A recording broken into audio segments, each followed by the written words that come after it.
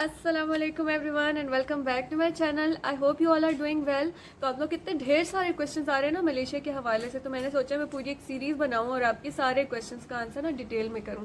तो जैसा कि वीडियो टाइटल और थंबनेल से आप समझ गए होंगे, आज के हमारे टॉपिक है कि मलेशिया जो आ रहे हैं वो क्या लेकर आए। तो सबसे पहले मैं आपको बताऊंगी कि अगर आप एज ए टूरिस्ट आ रहे हैं तो क्या क्या साथ में लेकर आए, और एडिशनली मैं आपको 3-4 चीज़ें ऐसी बताऊंगी कि अगर आप हमेशा के लिए या सेटल होने के लिए आ रहे हैं, फॉर एग्जाम्पल साल 2 साल 3 साल या हमेशा जो भी, तो उसके लिए आप क्या क्या एडिशनली लेकर आए, जो चीज़ें मैंने 5 साल में एक्सपीरियंस की कि यहाँ पर नहीं मिलती। तो चलें जल्दी से वीडियो की तरफ चलते हैं। तो सबसे पहली जो हमारी चीज़ आती है वो है डॉक्यूमेंट्स। तो जब आप आ रहे हो तो एक बार सबसे पहले अपने डॉक्यूमेंट्स लिख के चेक करें कि सब चीज़ें पूरी है या नहीं। और एडिशनली अगर आपके पास इंटरनेशनल ड्राइविंग लाइसेंस है पाकिस्तान का या इंडिया का जो भी, क्योंकि मेरी लैंग्वेज उर्दू या हिंदी लोग ही समझ सकते हैं, तो मैं उन्हीं कंट्रीज़ के बारे में बताऊंगी कि अपना इंटरनेशनल ड्राइविंग लाइसेंस ज़रूर साथ में रख लें। इससे बहुत फ़ायदा होता है, क्योंकि जब लोग आते हैं यहाँ पर तो पब्लिक ट्रांसपोर्ट को इतना ढूंढना उनके लिए थोड़ा सा इनकन्वीनियंट हो जाता है। कैब्स वगैरह यहाँ पे होती हैं, जैसे कि ग्रैब है। ग्रैब सबसे फेमस सर्विस है यहाँ पर, लेकिन रश आवर में ग्रैब बुक करना भी काफ़ी डिफिकल्ट हो जाता है, क्योंकि रोड्स पे रश होता है। 30-30 मिनट्स तक हम रोड पे खड़े होते हैं और ग्रैब नहीं मिल रही होती। तो इस सबको अवॉइड करने के लिए अगर आप अपना इंटरनेशनल ड्राइविंग लाइसेंस साथ में लेकर आएंगे तो आप कार रेंट करेंगे, मोबाइल पर सॉफ्टवेयर लगाएंगे जिसका नाम है वेज, और अपनी मर्जी से अपने डेस्टिनेशन पे ईजिली जा सकेंगे जी। तो सेकंड चीज़ जो आपने लेनी है वो है वाटर बॉटल। अपने साथ वाटर बॉटल लाजमी लेकर आए। हम सब ने भी इस तरह की वाटर बॉटल्स रखी हुई हैं, और हम जहाँ भी बाहर जाते हैं ना, हम अपनी वाटर बॉटल साथ में लेकर जाते हैं। यहाँ का जो एनवायरनमेंट है वो इतना हॉट और ह्यूमिड है ना कि आप कहीं बाहर निकलो, इतनी गर्मी और अजीब सी आपको ऐसा लगता है कि बिल्कुल आपकी एनर्जी ना ड्रेन हो गई है। तो अगर आप अपने आप को अच्छे से हाइड्रेट नहीं करेंगे तो आप बीमार भी पड़ सकते हैं। तो आपने वाटर बॉटल ज़रूर लेनी है और साथ में रखनी है। पॉइंट नंबर 3 आता है जनाब अम्ब्रेला और सनस्क्रीन। अच्छा, जैसे कि मैं आपको बता रही हूँ कि मौसम यहाँ पे गर्म है, ह्यूमिड है, इन दोनों चीज़ों के लिए आपको ज़रूरत है अम्ब्रेला की। अगर तो तेज़ सन है तो भी अम्ब्रेला आपकी हेल्प करेगी, और अगर कभी अचानक से बारिश शुरू हो जाती है तो भी आपने अम्ब्रेला से ही अपने आप को प्रोटेक्ट करना है। तो खैर अम्ब्रेला ज़रूर साथ में रखें। और साथ में आप अगर चाहते हैं तो डिस्पोजेबल रेन कोट्स यहाँ पे तो बहुत इजीली मिल जाते हैं। जब मैं आ रही थी तो मुझे बातें पता नहीं थी, तो मैं नहीं लेकर आई थी, लेकिन मेरे हस्बैंड जब यहाँ पर आए थे तो उन्होंने आते साथ ये चीज़ें बाय की थी। तो होता ये है कि इतना सनी वेदर होता है और अचानक से इतनी बारिश हो जाती है ना कि अम्ब्रेला ज़रूर हर वक्त हर एक के साथ ना एक हैंडी अम्ब्रेला होनी चाहिए, और हम सब ने अम्ब्रेलाज रखी हुई हैं। तो लास्ट टाइम हम यहाँ पे गए थे जू निगारा, और हमने वेदर को देखा था कि आज बारिश नहीं है। 2-3 बार हमने प्लान्स कैंसिल किए, फिर चौथी बार हम देख के गए कि आज वेदर क्लियर है तो चलो चले जाते हैं, और वहाँ जाके बारिश हो गई और हम रेन कोट्स और अम्ब्रेला हम सब गाड़ी में छोड़ के, पार्टी में छोड़ के आ गए थे। तो खैर फिर हमें इतना मतलब फील हुआ कि यार यहाँ पर ना अम्ब्रेला जहाँ भी जानी है उठा के जानी है, क्योंकि वेदर इतना अनप्रिडिक्टेबल है, कुछ पता नहीं चलता कब बारिश हो जाए और हम फंस जाए। खैर सनस्क्रीन आपने ज़रूर साथ में रखनी है। बहुत गंदा सनबर्न होता है यहाँ पर, इतनी धूप है। अगर आप स्पेशली बीचेस पे जाते हैं तो सन डायरेक्टली आपको लग रहा होता है, और ऐसा लगता है कि आपकी स्किन पे ना पूरे उसको क्या कहते हैं, जो भी है खैर आप लोग समझ जाए, आपकी स्किन पे ना पूरे बर्न के ऐसे मार्क्स टाइप के आ जाते हैं, पूरी स्किन उतरती है। अच्छा जी, उसके अलावा आपने रखनी है डिओड्रेंट्स अपने साथ, क्योंकि पसीना बहुत ज़्यादा आता है और ऑब्वियसली किसी को भी पसंद नहीं आता कि वो पसीने की बदबू में रहे।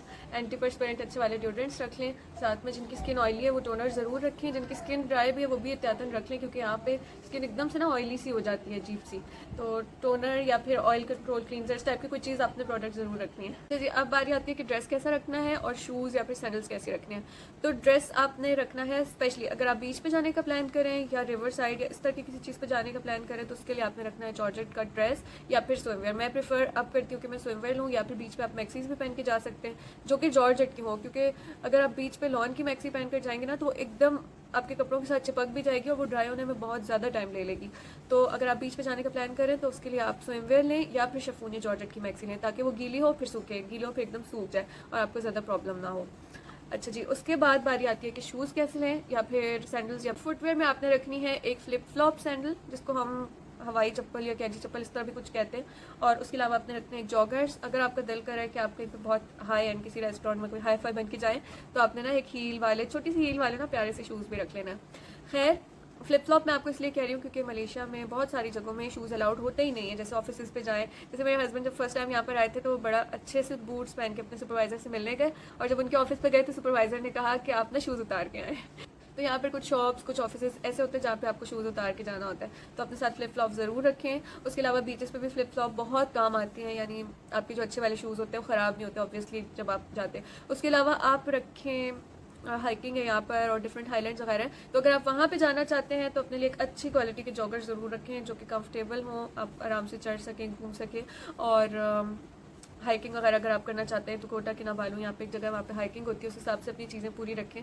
अच्छा जी, उसके अलावा एक सैंडल मैंने आपको बता दिया, अगर आप किसी बहुत ही हाई एंड जगह पे जाना चाहते हैं तो आप एक सैंडल फैंसी सी रख लें जो आप पहन के चले जाए। है जी, उसके बाद बारी आती है नॉर्मल ड्रेस की। तो नॉर्मली आपने नॉर्मल पहनने के लिए अगर तो आपने पब्लिक ट्रांसपोर्ट यूज़ करनी है तो आप लॉन के कपड़े रखें, पर कुछ लोग रखते हैं ना बहुत घेर वाले, बहुत लंबे कपड़े के ट्रेंड के उठा लिए, तो उन वाले कपड़ों को नुकसान ये होता है कि मैं अपना आपको पर्सनली बताऊं कि पब्लिक ट्रांसपोर्ट में थोड़ा सा इनकन्वीनियंट हो जाता है। तो लॉन के रखें और नॉर्मल कम्फाई कपड़े रखें, उसमें आपकी ज़िंदगी बड़े सुकून में रहेगी। जितने लाइट आपके कपड़े होंगे उतना अच्छा रहेगा। लाइट कपड़े लें, लाइट कलर्स लें, क्योंकि गर्मी बहुत होती है। अच्छा, उसके अलावा आपने रखने हैं स्वेटर्स या फिर शॉल, क्योंकि मलेशिया की जो एयर कॉन्स होते हैं ना, आपको बाहर इतनी शदीद गर्मी लग रही होगी लेकिन आप जैसी मॉल के अंदर जाएंगे आपकी एकदम कुल्फी जमने लगेगी। तो यहाँ पे जो मलेशिया के एयर कॉन्स हैं वो मशहूर है। मैं एक दिन एक ब्लॉग पढ़ रही थी, इसमें लिखा होता है कि इस रीजन के सबसे ठंडे एयर कॉन्स जो है ना मलेशिया में होते हैं, यानी 18 पे रखे होते हैं। तो अगर आप प्लान करें कि आपने मॉल्स वगैरह में या इस तरह की जगहों पर जाना है तो उसके लिए अपने साथ ज़रूर एक शॉल या फिर जैकेट या पुल ओवर या फिर कैप शॉल टाइप की चीज़ रखें, क्योंकि आप जैसे ही बाहर से अंदर जाएंगे ना और आपकी स्वेटिंग भी हुई होगी तो अचानक से आपको लगेगा आपकी हड्डियों के ना अंदर एयर कॉन जा रहा है। अच्छा जी, अगर आप यहाँ पर आ रहे हैं तो आप मेक श्योर कि 3 पिन वाला प्लग लेकर आए या फिर स्विच को जैसे कन्वर्टर यूज़ करते हैं वो लेकर आए, क्योंकि यहाँ पर आपको हर जगह पे 3 पिन वाले स्विचेस मिलेंगे दीवारों में।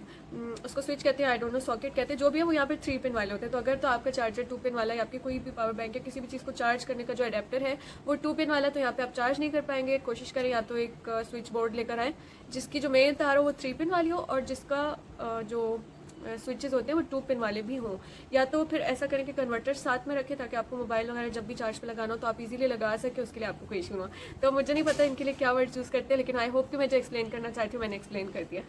अच्छा, जैसे कि मैंने आपको बताया कि यहाँ का वेदर बहुत गर्म और ह्यूमिड सा होता है, तो यहाँ पर मॉस्किटोज़ और छोटे छोटे बहुत सारे इंसेक्ट्स होते हैं। तो आप कोशिश करें कि स्ट्रॉन्ग से स्ट्रॉन्ग मॉस्किटो रिपेलेंट जान अपने साथ रखें, अपनी स्किन पे अच्छे से अप्लाई करें। अगर आप पिकनिक पे जाना चाहते हैं, इवन कि अगर आप घर पे भी स्टे करना चाहते हैं, तो आपके लिए ज़रूरी है कि आप मॉस्किटो रिपेलेंट साथ लेकर आएँ। जी, ये तो वो चीज़ें थी जो कि जो टूरिस्ट्स हैं, जो घूमने फिरने आ रहे हैं, उनको चाहिए होती है। अब मैं आती हूँ उन चीज़ों की तरफ जो हम परमानेंटली यहाँ पे रहते हैं, हमें किन चीज़ों की कमी महसूस होती है। अच्छा, सबसे पहली बात तो मुझे यहाँ पे जो कॉटन का कपड़ा, लॉन का स्टफ़ है ना, उसकी इतनी कमी महसूस होती है। तो आप जितने भी डिज़ाइनर वेयर्स हैं ना, अपने लिए कुर्ते कुर्तियाँ सब जमा करके ढेर सारी लेकर आएँ, क्योंकि यहाँ पर जो ऑटोमेटिक मशीन्स होती हैं उनमें अगर आप वॉश करते हैं तो आपके लॉन के कपड़े बहुत जल्दी ख़राब हो जाते हैं और यहाँ पर बिल्कुल भी अवेलेबल नहीं है। कुछ ब्रांड्स हैं जो कि एक्स्ट्रॉर्डनरी एक्सपेंसिव भी हैं और उसके अलावा उनके पास कुछ खास ऑप्शंस भी नहीं है। तो मेक श्योर कि आप ना इनफ सप्लाई लेकर आएँ। अच्छा, लोग बच्चों के कपड़ों का पूछते हैं तो बच्चों के कपड़े यहाँ पे इजीली मिल जाते हैं, लेकिन फिर भी जो लोग चाहते हैं ट्रेडिशनली अपने बच्चों को थोड़ा सा ड्रेसअप करें, उनके भी कपड़े मतलब उनके साइज़ के और थोड़े से बड़े भी लेकर आएँ। उसके अलावा मैंने जो कमी फील की यहाँ पे ना, हम जैसे बड़े वाले कुकर यूज़ करते थे ना, यहाँ पर वो वाले कुकर मुझे लगता है कि अवेलेबल नहीं है। यहाँ पर या तो इंस्टेंट पॉट की तरह इलेक्ट्रिक प्रेशर कुकर्स हैं या तो वो छोटे साइज़ के ना इंडियन कुकर्स आते हैं जो आपको लुलु से मिल जाते हैं। लेकिन जैसे हम थिक वाले कुकर्स यूज़ करते हैं ना, जिसमें हम हलीम के लिए ढेर सारी दालें गलाते हैं या फिर 5 लीटर्स पानी वाले, तो वो वाले कुकर्स यहाँ पे अवेलेबल नहीं। अगर आप चाहें तो आप वो भी ला सकते हैं। अच्छा, उसके अलावा जैसे बेडशीट्स होती हैं जो हम कॉटन की बेडशीट्स यूज़ करते हैं वो यहाँ पे अवेलेबल नहीं होती। यहाँ की बेडशीट्स ऐसी होती हैं कि जो सरकती जाती है, फिसलती जाती है। आप कितने भी अच्छे ब्रांड के लो, एक्सपेंसिव बेडशीट लो, लेकिन जो मज़ा आपको पाकिस्तानी कॉटन वाली बेडशीट्स में आता है ना, वो यहाँ पे नहीं आता। तो बिलीव मी, मैंने 1 या 2 बार यहाँ से बेडशीट ली है, बाकी 5 सालों में मैंने पूरी पाकिस्तान की बेडशीट्स यूज़ की है और उनको ना देख के लोग कहते हैं कि हाँ ये बेडशीट आपकी कितनी अच्छी है। अच्छा जी, उसके अलावा हम जैसे थिक टाइप की एलुमिनियम की देगचियाँ यूज़ करते हैं ना, वो भी यहाँ पर अवेलेबल नहीं है।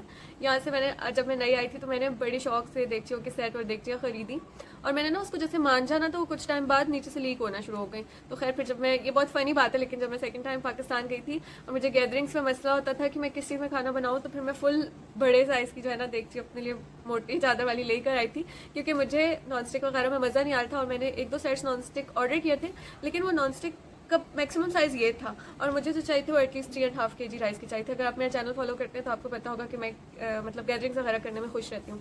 तो अगर आपको 30-35 बंदों की गैदरिंग करनी हो तो फिर आप कैसे उस छोटे से नॉन स्टिक देगचे में पका सकेंगे। लेकिन यहाँ पर जो बड़े साइज़ के देगचे मिलते हैं उनका फ़ायदा नहीं है। वो तकरीबन ऐसे होते हैं जैसे डिस्पोजेबल, उनको आप 2-3 बार मांझो तो वो नीचे से लीक हो जाते हैं। उसके अलावा उसमें खाना जल भी जाता है, क्योंकि उसकी जो चादर होती है ना वो बहुत पतली होती है।